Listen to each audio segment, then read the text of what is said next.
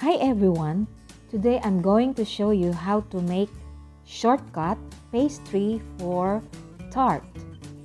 The first thing to do is to crack one egg, add the granulated white sugar, baking powder, a pinch of salt, vanilla essence, the semi-cold or semi-salt butter, the all-purpose flour, and using the scraper, scrape the zest of one lemon,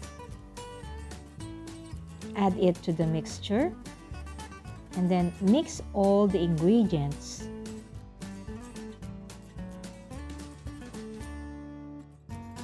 In this process, I will use my hand to blend all the ingredients properly. I will make sure that the ingredients are blended together so that the pastry dough will become smooth in texture.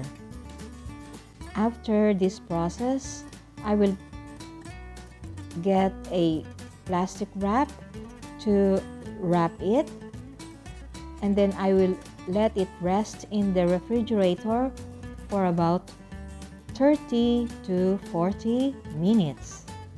After chilling in the refrigerator, I will get it and then uncover it and place it on a parchment paper or a grease-proof paper, and with the help of the rolling pin, I will flatten it.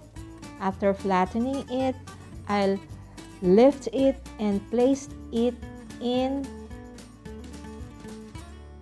an already greased and powdered baking pan.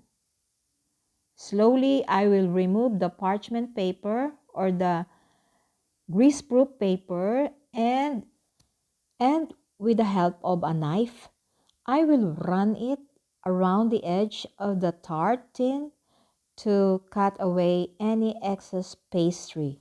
Prick it with fork to avoid bubbles in the cooking process. After 20 minutes, the crust is ready. Remove it from baking pan and let it cool down. When crust is not anymore hot, start stuffing it with your preferred ingredients.